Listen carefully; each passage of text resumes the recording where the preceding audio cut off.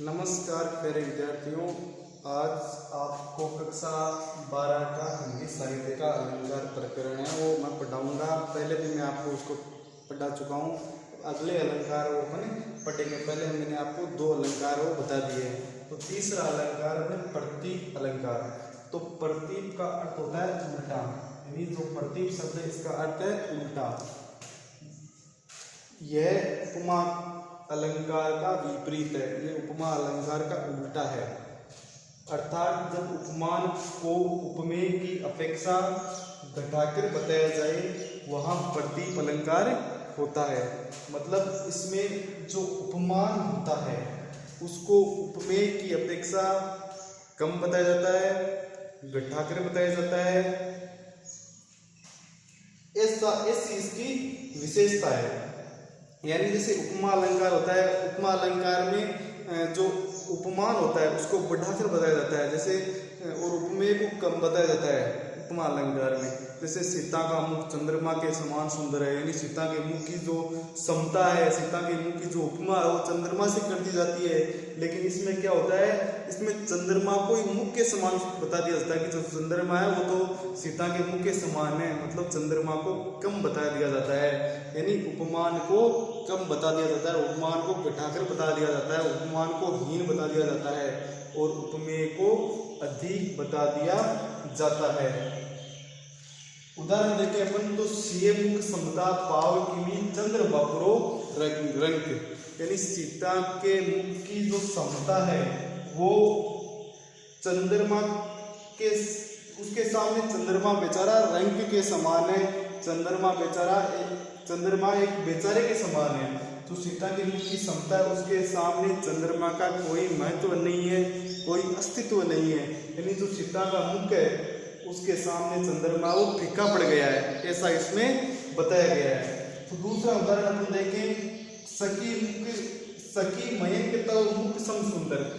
तो एक सखी अपनी दूसरी सखी से कहती है कि जो चंद्रमा है, मयंक का मतलब होता है चंद्रमा, जो चंद्रमा है वो तुम्हारे मुख के समान सुंदर है। मतलब चंद्रमा की जो उपमा है वो उस सखी के मुख से कर दी गई है। तो देख लो कितना हीन बता दिया गया चंद्रमा को, कितना घटाकर बता दिया गया है चंद्रमा को। यानी जो है सखी, जो चंद्रमा है वो तुम्हारे मुख के समान सुंदर है। और सीए मुख समता पाव किमी चंद्र बाबुरो रंग, सीता के मुख के सामने चंद्रमा वो कहीं पर भी कुछ भी नहीं लगता है। मतलब जो चंद्रमा है वो उपमान है और सीता का मुख है वो उपमेय है। मतलब इसमें उपमान को उपमेय की अपेक्षा घटाकर बताया गया है कि सीता का मुख है उसके सामने चंद्रमा कुछ भी नहीं है।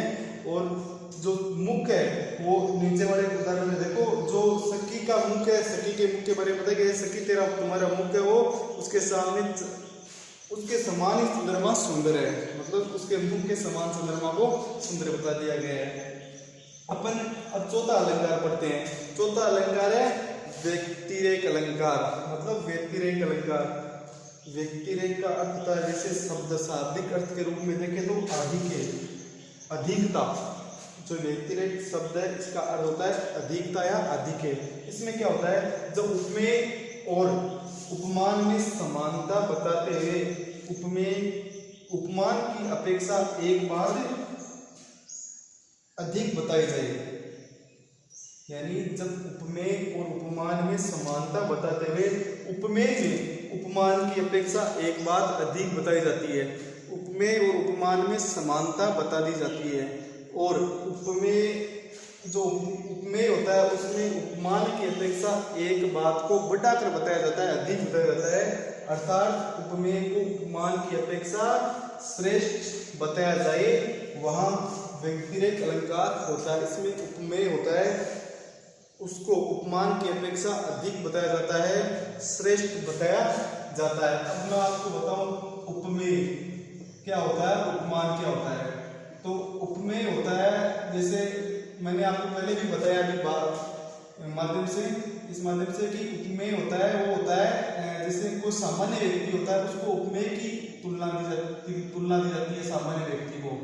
और जो विशेष कोई वस्तु होती है उस विशेष वस्तु को उपमान की तुलना उसकी उपमान से तुलना की जाती है। जैसे यहाँ इनमें नीचे वाले उदाहरणों में चंद्रमा है वो तो है उपमान, और जो सामान्य व्यक्ति के रूप में अपन देखें तो सीता है और सखी है, सखी का मुख है वो क्या है, वो उपमेय है।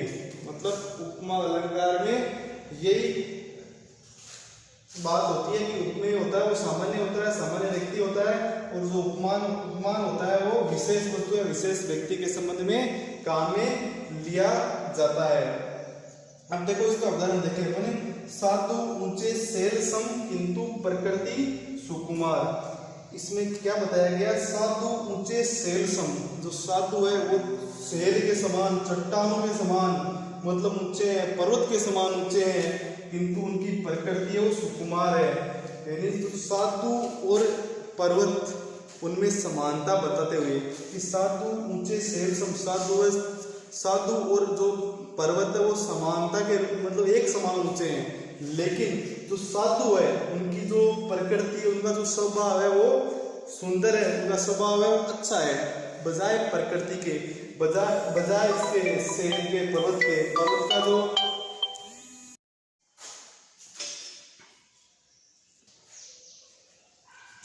बजाय पर्वत के साधु की जो प्रकृति होती है, साधु का जो स्वभाव होता है वो सरल होता है, और जो पर्वत की जो प्रकृति होती है, जो पर्वत होता है वो कठोर होता है। ये आपने देखा होगा, अपन ने सब देख लिया, जो पर्वत होते हैं वो कठोर होते हैं, और जो साधु का स्वभाव होता है वो कोमल होता है, वो अच्छा होता है। तो इसमें देखो साधु और पर्वत में समानता बता दी गई है, और उसके बाद में जो साधु है उसमें एक बात अधिक बता दी गई है। मतलब यहाँ पर साधु तो है उपमेय, और जो पर्वत है वो उपमान है। मतलब उपमेय और उपमान में समानता बताते हुए उपमेय में एक बात अधिक बता देना, मतलब साधु में एक बात अधिक बता देना कि साधु है वो स्वभाव से बहुत अच्छे हैं, उनका स्वभाव सरल है।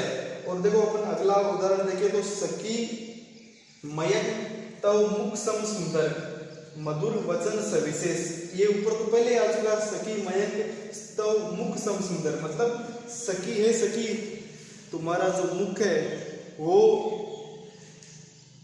सखी मयंक तव मुख सम सुंदर, की जो चंद्रमा है वो तुम्हारे मुख के समान सुंदर है, लेकिन तुम्हारे मुख में और चंद्रमा में अंतर एक बात का है कि तुम्हारा मुख है वो मतलब उससे अच्छे अच्छे वचन निकलते हैं, अच्छी अच्छी बातें निकलती है, और तुम्हारे मुख से अच्छे अच्छे विचार निकलते हैं, लेकिन चंद्रमा के द्वारा कभी कोई बात नहीं कही जाती है। मतलब जो सखी के बारे में बताया कि सखी के मुख से विशेष मतलब अच्छे वचन निकलते हैं, तो सखी में एक बात इसमें अधिक बता दी गई है बजाय चंद्रमा के।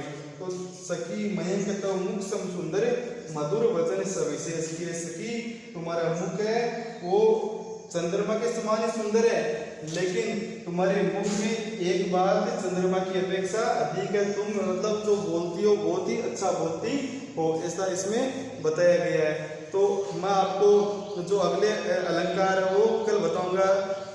धन्यवाद।